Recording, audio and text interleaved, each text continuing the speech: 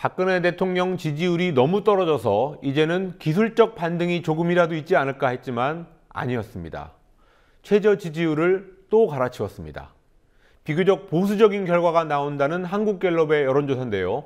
최근 지지율 하락세는 다른 조사들과 다를 바 없습니다. 지난주 여론조사에서 대구 경북 TK 지역에 결집 현상이 있었지만 그것도 잠깐이었습니다. 정치권 취재하고 있는 PD 연결해서 여론조사 결과 자세히 알아보겠습니다. 김종훈 PD. 네, 김종훈입니다. 한국갤럽 여론조사 결과부터 자세히 전해 주실까요? 네, 오늘 발표된 한국갤럽 주간 여론조사에서 박근혜 대통령 지지율이 취임 후 처음으로 20%대가 나왔습니다. 지난주보다 1%포인트 떨어진 29%, 집권 후 최저치입니다. 부정평가도 지난주보다 3%포인트 높아진 63%를 기록해 최고치를 경신했습니다. 박 대통령 지지도는 1월 둘째 주 35%, 셋째 주 30%를 기록한 데 이어 이번 주 29%까지 떨어지면서 매주 최저치를 경신하고 있습니다. 같은 기간 부정평가도 55%에서 63%까지 급등했습니다. 응답자들은 부정평가의 이유로 제재 개편안과 증세 문제, 소통 미흡, 인사 문제를 꼽았습니다. 한편 정당 지지율에선 새누리당이 지난주와 같은 41%를 기록해 박 대통령보다 12%포인트 앞섰고 새정치민주연합은 1%포인트 오른 24%였습니다.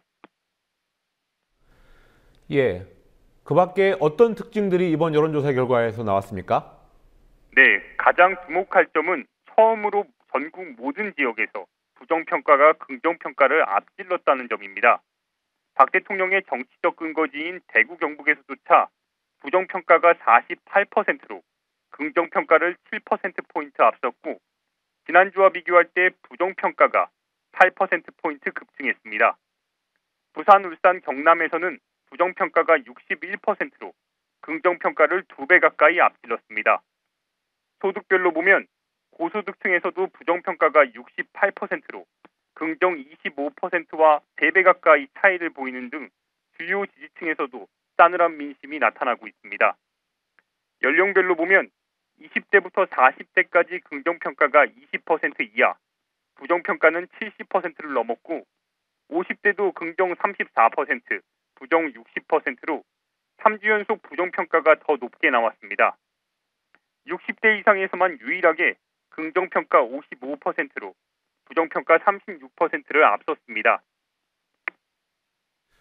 리서치뷰라는 또 다른 여론조사 기관 결과를 보겠습니다. 여기는 한국갤럽보다 훨씬 더 나쁘군요. 예, 오늘 발표된 리서치뷰의 조사 결과 역시 한 달 전 지지율 39.5%보다 13.5%포인트 급락한 26%로 역대 최저치를 기록했습니다. 부정평가 역시 지난달 50.5%보다 14.2%포인트 급등한 64.7%를 기록해 역대 최고치를 경신했습니다. 리서치뷰 조사에서 박 대통령의 지지율은 지난달 19일 통합진보당 해산 결정 이후 상승세로 돌아섰다가 이번에 다시 큰 폭으로 하락한 건데요. 60대를 제외한 전 연령층에서 부정평가가 긍정평가를 압도했습니다. 특히 박 대통령 지지율을 떠받치던 대구, 경북, 부산, 울산, 경남 지역에서 긍정평가가 각각 29.8%, 22.3%를 기록해 새누리당 지지층의 이반 현상이 두드러졌습니다. 예, 위기의 박근혜 대통령 오늘 어떤 일을 했습니까? 네, 박근혜 대통령은 오늘 이미 계획돼 있던 대한민국 공무원상 포상 행사 외에 다른 일정을 만들지는 않았습니다. 박 대통령은 포상 행사에서 국가에 대한 저의 마지막 봉사의 기회를 앞으로 30년 우리 경제의 번영을 이루는 데 기초를 닦고 평화 통일을 이루는 데 다 바칠 것이라고 말했습니다. 그러나 한국갤럽 여론조사에서 20%대의 충격적인 지지율이 나옴에 따라 앞으로 민심 행보에 적극 나설 것으로 예상됩니다.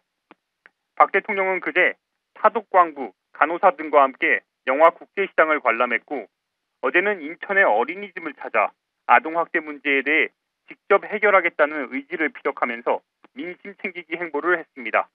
지금까지 국민TV 뉴스 김종훈입니다.